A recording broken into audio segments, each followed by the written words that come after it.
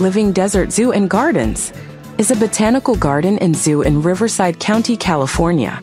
The Living Desert Zoo and Gardens, formerly the Living Desert Museum, is a nonprofit zoo and desert botanical garden located in Palm Desert, Riverside County, California, United States. The Living Desert Zoo and Gardens is open daily from 8 a.m. to 5 p.m., with last admission at 4 p.m. The Living Desert boasts a captivating collection of native animals, showcasing the diverse species that call the desert their home. Wander through the spacious habitats and observe magnificent creatures such as bighorn sheep, desert tortoises, and cheetahs. With over 450 animals, including many endangered species, the zoo plays a crucial role in conservation efforts and education. Specializing in the deserts of the world, the Living Desert Zoo and Gardens is like no place else. From the African savanna to wild Americas to Australian adventures, guests will see over 500 animals representing over 150 species. African Safari offers opportunities to see cheetahs, zebra, and African wild dog, as well as the incredible giraffe savanna. Giraffe feeding opportunities are offered daily and will be a memory to last a lifetime. The wilds of North America highlight mountain lion, jaguar, Mexican wolf, and more. The Living Desert's Botanical Gardens features 50 immersive gardens representing deserts of North America and Mexico. 3 nature and hiking trails at varying lengths are available for guests and members. Please stop by the Interactive Discovery Center, visit one of the largest G-scale model train displays, enjoy a Wildlife Wonders animal presentation, hike the nature trails, have lunch in one of the cafes, or visit the goats in the petting crawl. The Living Desert is home to over 500 animals representing over 150 species and welcomes over 500,000 visitors annually. Situated in the Sonoran Desert of the Coachella Valley and Santa Rosa Mountains foothills near Palm Springs, California, the Living Desert is set on 1,200 acres, with 80 developed as zoo and gardens.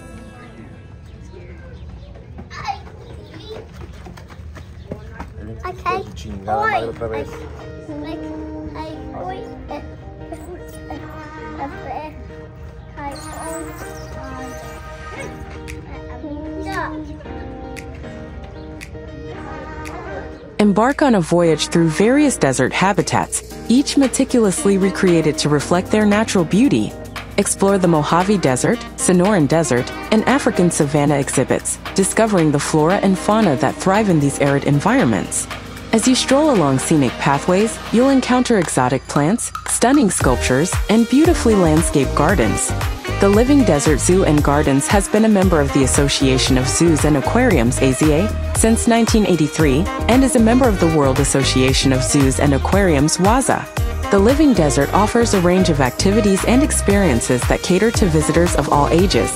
Join a guided tour or wildlife encounter to learn fascinating facts about the animals and their habitats. Children can unleash their inner explorer at the Interactive Discovery Center, where they can get up close to reptiles and bugs while discovering the wonders of the desert world. It has participated in species reintroduction programs including the peninsular bighorn sheep to the local mountains and returning Arabian oryx to Oman. In addition to its impressive animal collection, the Living Desert is renowned for its diverse and vibrant botanical displays. Admire the striking colors and shapes of desert flowers, cacti, and succulents, all expertly curated to showcase the beauty of desert plant life. The gardens also feature a butterfly exhibit, where visitors can witness the delicate dance of these enchanting creatures. At the Living Desert, the mission extends beyond the zoo experience. Through its dedicated conservation initiatives and educational programs, the institution strives to inspire visitors to become stewards of the environment. From wildlife rehabilitation to research and community engagement, the zoo plays a vital role in preserving the natural heritage of the desert ecosystem.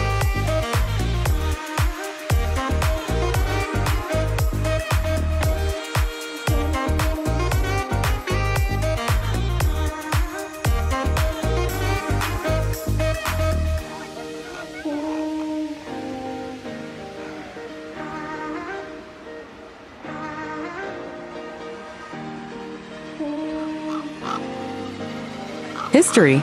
The Gardens of the Low Desert, Colorado Desert were established in 1970 as a 360-acre wilderness preserve by several trustees of the Palm Springs Desert Museum. By 1974, the gardens housed a kit fox, tortoises, lizards, and 2 bighorn sheep. In 1974 to 75, the Mojave Garden was built, a replica of the high desert, Mojave Desert.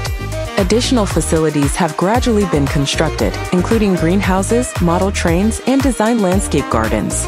New animal introductions include rim gazelles 1981, mountain lions, bobcats and badgers 1993, meerkats, cheetahs and warthogs 1995, striped hyenas 1998, giraffes and ostriches 2002.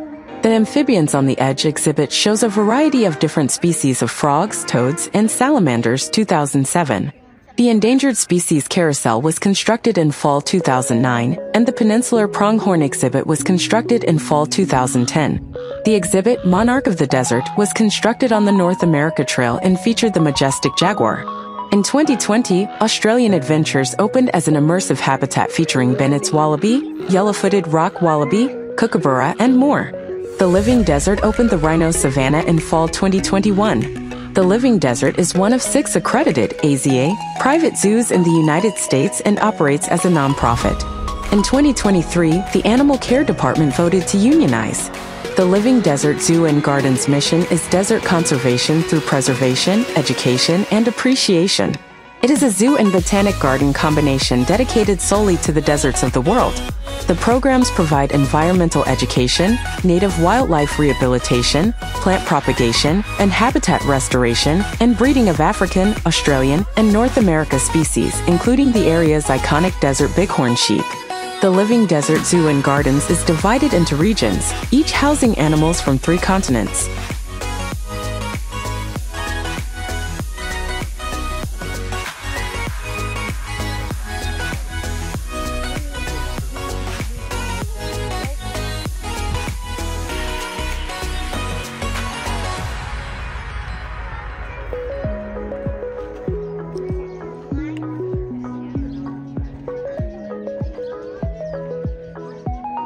African Safari.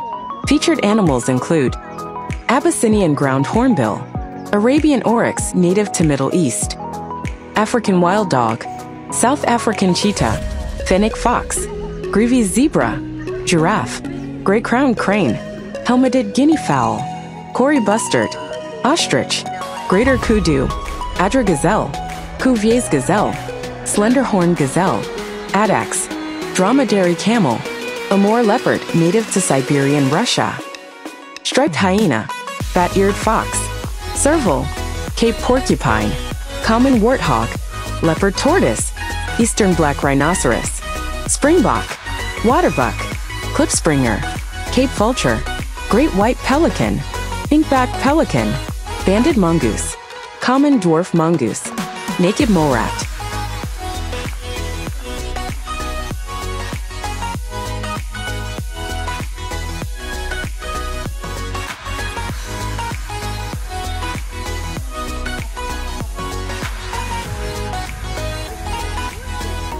Gardens and plant habitats.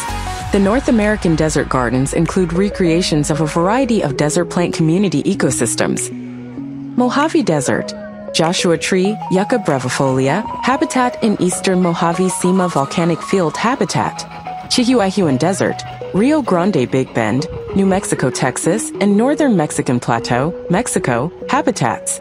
Sonoran Desert, Sonora, Mexico Madrean foothills habitat, Yuma Desert, Southwest Arizona habitat in Vizcaino, Baja California Deserts habitat gardens. Colorado Desert, Sonoran Desert subregion, Montane Desert habitat of the indigenous 2,000 to 3,000 feet, 610 to 910 m, elevation landscape. The Cahuilla Ethnobotanic Garden of the locally indigenous Cahuilla people, and focus areas of the lower Colorado River Valley and the Colorado, Sonoran Desert natural springs, ponds, and riparian habitats. Specialized focus gardens include Agave Garden, more than 100 species of the genus Agave endemic to the Western Hemisphere, predominantly the United States and Mexico. Aloe Garden, African and Middle Eastern garden of Aloeaceae family specimens. East African Garden, large collection of native East African plants, shrubs and trees, one of the larger collections of African plants in North America. Euphorbia garden, poisonous, varied and unique African and Indian plants of the family Euphorbiaceae, such as fire sticks, Euphorbia tyricale, crown of thorns, E. millii, and candelabra trees, E. amic and E. ingens. Aviary oasis, a replicated Coachella Valley native desert palm oasis, with endemic birds and California fan palms, Washingtonia filifera, surrounding the walk-in aviary. Barrel cactus garden, barrel echinocactus, and fishhook cactus, phaerocactus specimens. Hummingbird garden, nectar-rich perennial plants that attract pollinators and hummingbirds. Johnston cactus garden, various special cactus specimens on display. Madagascar garden, mostly xeric plants endemic to Madagascar, including Makatillo, Aluadia procara, and the Madagascar spiny, palm, pachypodiums. Mallow garden, small collection of desert mallows. McDonald butterfly and wildflower garden, nectar adults and grazing larvae, plants that attract migrating butterflies, such as milkweeds, genus Asclepias, and butterfly bush Buddleja. Mexican columnar cactus garden, tall, columnar, and sculptural cactus specimens, such as Mexican fencepost, Lophocereus marginatus. Ocotillo garden, 9 of 12 known Ocotillo species. Opuntia garden, various prickly pear, Opuntia, and Cholla, Cylindropuntia, plants. Palm garden, several hundred palm Ericaceae trees, representing over 50 species from around the world. Primitive garden, plants dating from the Jurassic period, mainly cycads, equisetum, and ferns. Sage garden, Salvia species of melliferous flower and used by bees as honey forage. Sheep food garden, plants that are wild food sources for desert bighorn sheep. Smoke tree garden, local native smoke trees, Sorothamus spinosus, in a natural desert wash setting. Sonoran arboretum, trees from the greater Sonoran Desert region in a designed garden setting. Orts demonstration garden, Southwest landscape design display garden. Yucca garden, yucca and Joshua tree species in a replicated native foliage garden.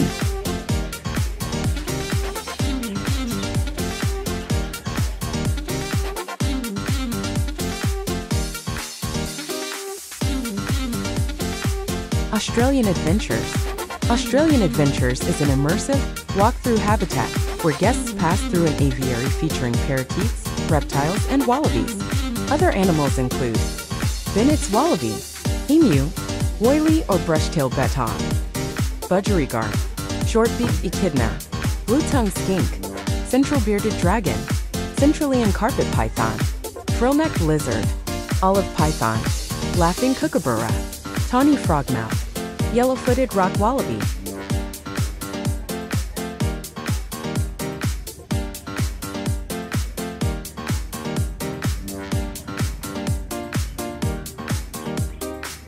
In our visit to the museum, I heard many people criticize the way animals live within ecosystems. Maybe they are right. There is no validity to have animals locked in cages or in small spaces, since this affects them and we can realize the damage this causes them by seeing the animals walking in circles for several minutes within the same position. However, it is good to understand that only in a zoo it is the only safe way in which we can physically meet many wild animals. It would be crazy to imagine that we could meet a tiger, a lion, a panther, a rhinoceros, or some other wild animal that, feeling assaulted, could fight for its life and cause us deadly damage. Many of the animals found in zoos are classified as animals in danger of extinction, and it is better to have them monitored in areas far from hunters who would unscrupulously kill them only to exhibit them as a trophy or make a profit from their skin. It is a little sad to imagine that some of the animals that are in these places in the coming decades will be extinct in their entirety. This is primarily due to the fact that man has not taken the necessary awareness to preserve the animal life of these species. We have displaced many breeds of animals when man tends to build new cities, when we start building the mountains, when we divert the water from the rivers, when we cut the trees from the mountains, and when our technological advance threatens the richness of nature of the earth.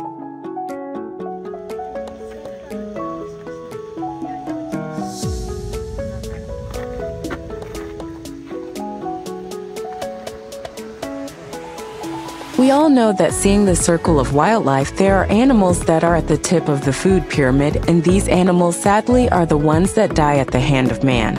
It is these animals that represent a trophy for all those illegal hunters who are, according to them, practicing a sport. Coming to a zoo and paying for an entrance ticket makes us complicit in being able to help the zoos to give the animals that are within a better treatment. Since all the animals that are inside the zoos receive specialized care and food to be able to guarantee their survival. Returning to the subject, a place that I personally liked a lot was a recreation of the oases that are found here in the city of Palm Springs. Since within the Indian Canyons there are several water sources which are the source of life of the vegetation and the animals that are found inside the canyons. It is also good to mention that the zoo is large and it takes a lot of time to walk through it. Although inside the zoo there are some vehicles that can take you from one section to another. It is more convenient to walk it and marvel at each other between the sections of the different ecosystems.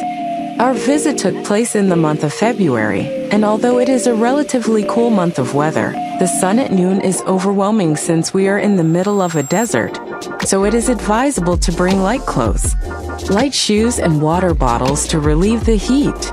What is very convenient on the part of the zoo is that they allow the entry of food and drinks, and for this reason many families take advantage of carrying drinks and food inside their strollers to be able to have a more pleasant day.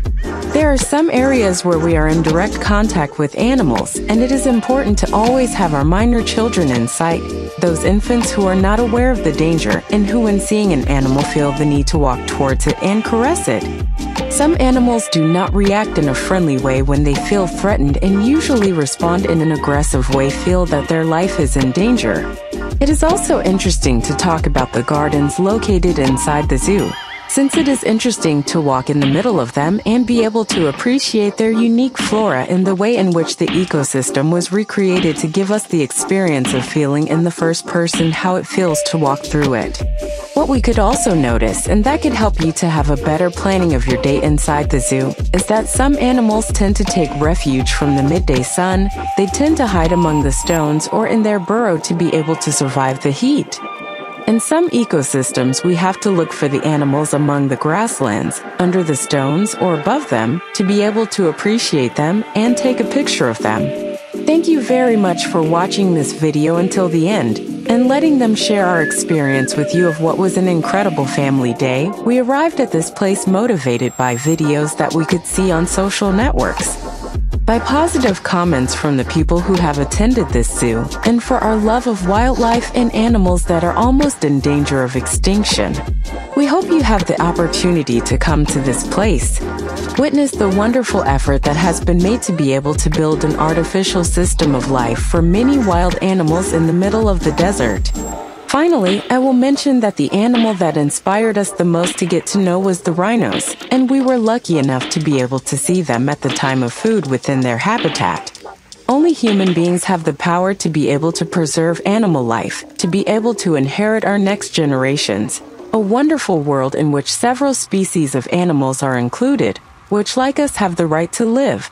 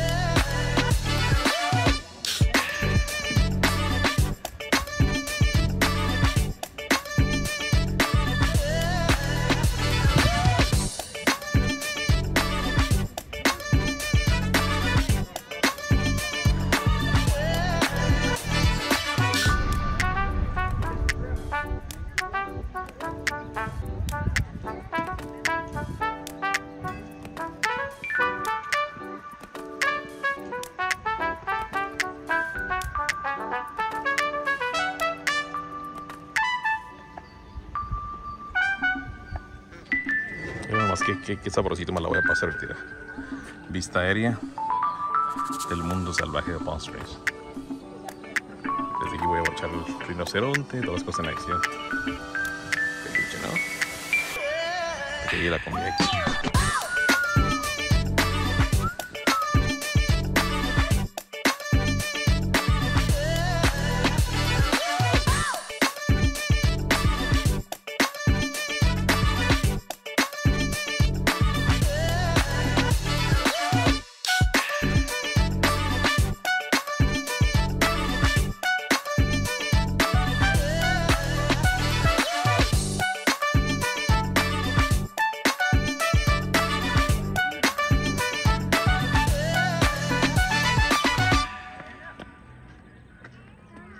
Stand up.